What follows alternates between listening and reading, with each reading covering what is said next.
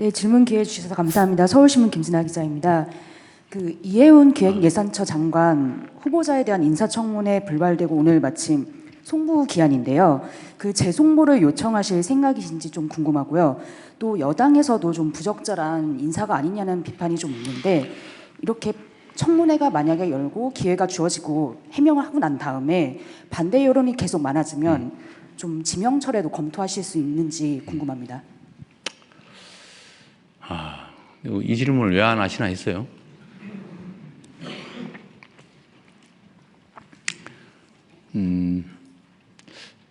참 어렵습니다.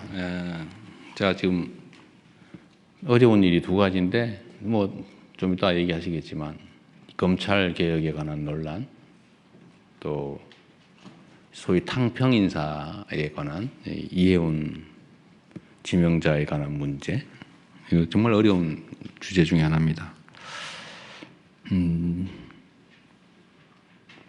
직설적으로 얘기를 하면 이해훈 지명자에 대해서 어떻게 할지는 아직 결정은 못했어요. 근데 아쉬운 거는 본인의 이야기를 공개적으로 들어볼 기회를 갖고 그 청문 과정을 본 우리 국민들의 좀 판단을 제가 들어보고 좀 그렇게 판단하고 싶었는데, 결정하고 싶었는데, 그 기회마저 봉쇄돼서 본인도 아쉽겠지만 저도 참 아쉽습니다. 문제가 있어 보이긴 해요. 그리고 우리 국민들께서도 문제 의식을 가지시는 부분도 있습니다. 그리고 저로서도 아쉽기도 하죠. 그러나 그에 대해서 본인의 해명도 또 들어봐야 되는 거 아닌가요? 그게 공정하죠. 그리고 저는 이제 재판을 많이 참여하면서 평생 살아온 사람이라 우리 의뢰인 쪽 얘기를 제가 잘 정리를 해가지고 이제 판사를 설득하는 일을 평생을 해왔잖아요. 직업으로.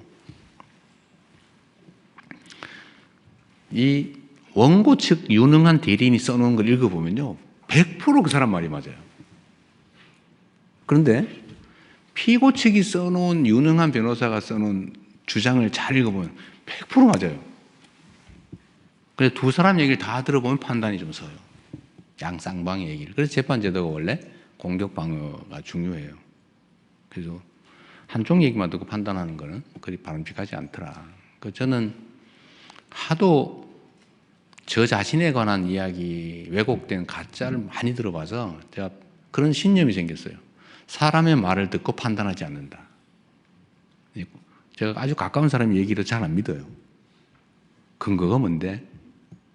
이쪽 입장은 뭔데? 자꾸 물어보죠. 그래서 제가 레드팀 이런 거 좋아해요. 반대쪽 얘기를 꼭 들어보려고 그래요.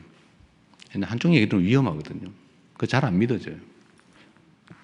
그래서 좀 아쉽다. 지금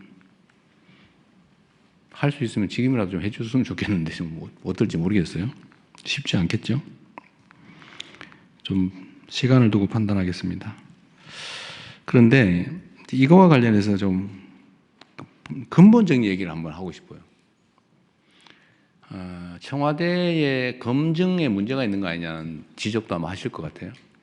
문제가 있죠, 결론적으로. 부족하죠. 근데 그분이 진짜인지 아닌지 좀 가려봐야 되겠지만, 보좌관한테 갑질을 했는지 안 했는지 우리가 어떻게 합니까?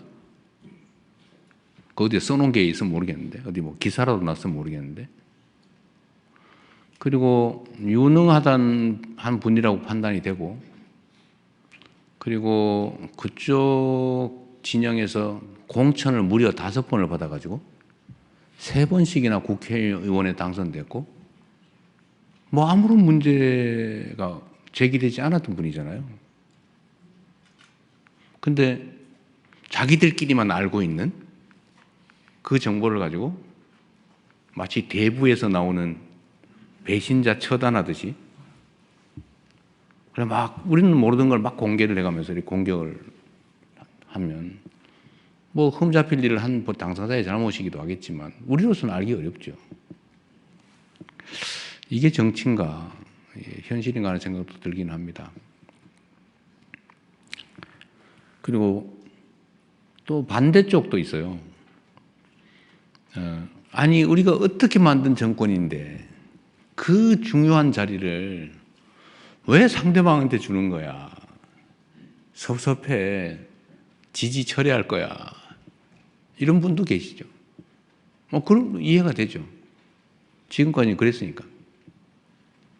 그런데 대통령은 아마 노무현 대통령께서도 겪었던 참 큰 고민이고 어려움이었던 것 같아요. 제가 그렇게 하겠다는 건 아닌데, 대통령은 당선될 때까지는 한쪽 진영의 대표인 게 분명한데, 당선된 순간부터는 전체를 대표해야 된다. 이게 저희 확고한 생각이에요. 그러나 출신이나, 그러니까 예를 들면 대표하던 진영, 또 그 진영의 가치, 지향, 신념 이런 건 변하지 않죠. 예를 들면 칼 쓰는 민족, 종족하고 활 쓰는 종족이 싸워서 칼 쓰는 종족이 이겼다고 해도 모두가 칼만 써 이렇게 할 수는 없잖아요. 필요하면 활도 쓰고 칼도 쓰고 창도 쓰고 그러는 거죠. 그래서 이 기본을 잃지 않되 모두가 함께 갈 수 있는 길을 최대한 찾아보자. 제가 강요 임명이나 우리 청와대 참모들을 꾸리는데 압도적 다수는 우리의 생각과 가치, 지향을 함께하는 같은 색깔의 같은 진영의 사람이잖아요. 근데 그렇게만 하면 어떡해요? 그래서 이제는 우리가 휘둘리지 않을 정도가 됐으니까 우리가 다른 의견도 좀 반영도 좀 하고, 특히 경제 분야는 소위 보수적 가치가 또 보수적 질서가 또 중요한 측면도 있고, 그래서 우리가 좀 점검을 해가면서 가자. 다양한 사람들의 목소리도 좀 듣자. 그리고 통합이라고 말만 하는데 실제로 좀 기회를 같이 조금이라도 나누어서 함께 하자. 그래서 한번 시도해 본 건데, 이제 물론 소수가 있죠.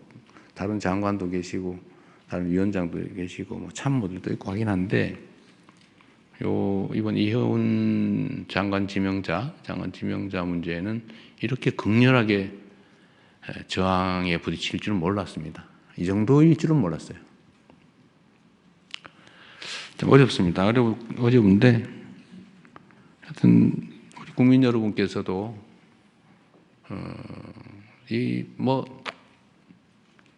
이해해 주시라는 말씀을 드리기는 어려운데, 이런 필요성이 있다는 점에 대해서 일부 용인은 해 주시길 바랍니다.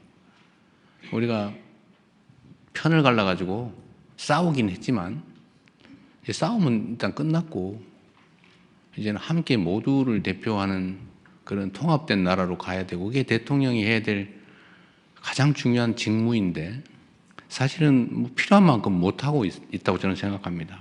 필요 최소한을 나름 시도하고 있다. 참 어렵네요. 저는 이렇게 많이 문제될 줄 몰랐어요. 앞으로 우리가 인사를 하는데도 참고해야 될 것 같습니다. 네, 말이 길어서 미안합니다. 대신에 질문할 기회는 충분히 드리도록 하겠습니다. 네.